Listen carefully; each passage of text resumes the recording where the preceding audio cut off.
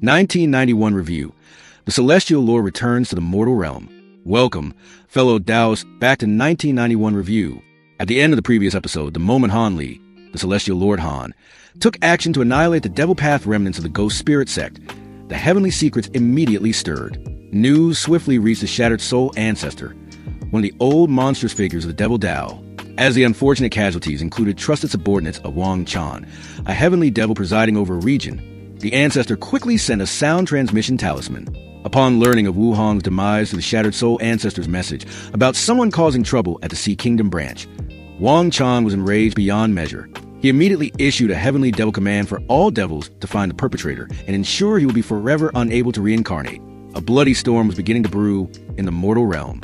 Meanwhile, in Wooly Gully, Han Li arrived at the Han family ancestral hall, a place where the spiritual energy of his ancestors converged. Seeing the spirit tablets of his deceased relatives who had turned to dust, Han Li couldn't help but feel a surge of emotion, his mind unsettled. Immortal Tao often speaks of, the great Tao is ruthless, yet in the end, this is merely a way of self-deception. Even though Han Li had reached the grand ascension stage, his body transformed into a celestial being, he could not completely sever his mortal affections. It was just that these feelings were deeply concealed within his soul.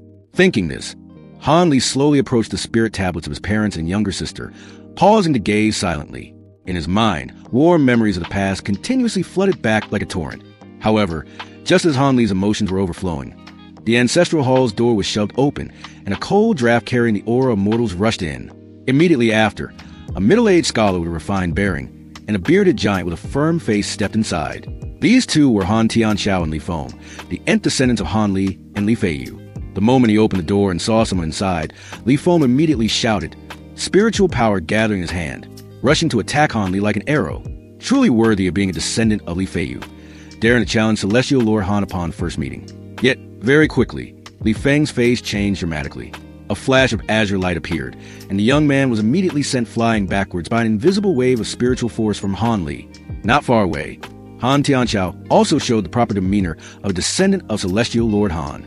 Sensing that things were not right, the young man subconsciously took a step back and suspiciously asked, Brotherly, are you all right? Are you injured? After examining himself for a moment and finding no harm, the bearded giant replied in a low voice, I'm fine. I'm not hurt. The opponent's skill is unfathomably deep, but it seems there is no malice. Hearing this, Han Tianxiao felt reassured and turned toward Han Li, politely saying, This humble one is a minister of works in the current court, the master of the Han family. I wonder if this warrior has any matter that requires my assistance. Hearing the person introduce himself as the master of the Han family, Han Li slowly turned his head. The moment the two saw Han Li's countenance, they couldn't help but stutter. You? Impossible. Han Li slightly raised an eyebrow, looking at both of them and suspiciously asking, You recognize me? Han Tianxiao was still completely shocked, his voice ringing out, How can you ask that, Your Excellency? You must have seen the portrait of the fourth ancestor to use a disguise technique to impersonate him. So why do you refuse to admit it? Upon hearing the three words, fourth ancestor, the corner of Han Li's mouth involuntarily curled into a smile. Back when he was at home, he was the fourth child, so the fourth ancestor could only be him. He just didn't understand one thing. No one had seen him since he grew up. So how did these descendants of the Han family know what he looked like? Thinking this, Han Li smiled and calmly spoke. Oh, when did I ever say I was your fourth ancestor? Is it not allowed for my appearance to be naturally born this way? Han Tianxiao pondered for a moment and then asserted, It's normal for people to resemble each other in the mortal world. However, to have an appearance so similar to an ancestor, and furthermore to be inside the Han family's ancestral hall, perhaps it can only be Your Excellency. Han Li's demeanor was composed, and he burst out with praise. A decent rebuttal. You are truly worthy of being a court official. The Han family's current prosperity is thanks to your efforts. Hearing this, Han Tianxiao's eyes flashed with a cold light, a hint of anger in his tone. What is the meaning of this? Is Your Excellency truly impersonating my ancestor? Han Li shifted his gaze to the bearded giant. He narrowed his eyes, seemingly finding a familiar feeling. He laughed loudly, his calm voice echoing. Impersonating? I am who I am, so how can I be impersonating anyone? Now, you must tell me why you know my appearance. Remember clearly, I left home when I was very young. How could the people in the family know what I look like? Did the people of the Seven Mysteries sect tell you? Oh, your surname is Li. Then who was Li Feiyu to you back then? Li Feng was dumbfounded, then revealed an expression of shock as he replied, How do you know my progenitor's name? So, your family even knows the affairs of the Li family clearly. Han Li did not deny these words, but merely smiled.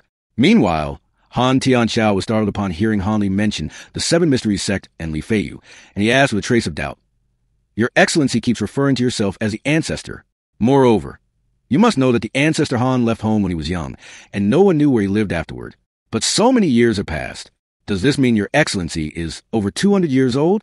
I cannot tell how you managed to be so ancient."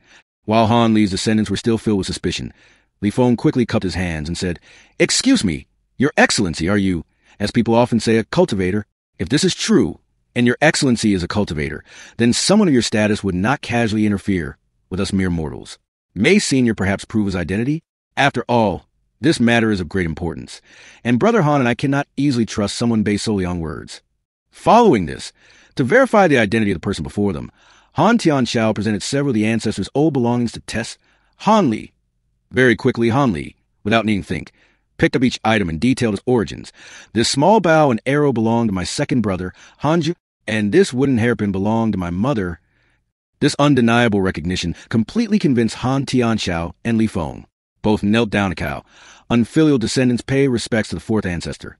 After acknowledging his descendants, Han Li also admitted that he was a cultivator. He gifted Li Feng 7 or 8 bottles of spirit pills, which would help enhance the power of the Li family disciples.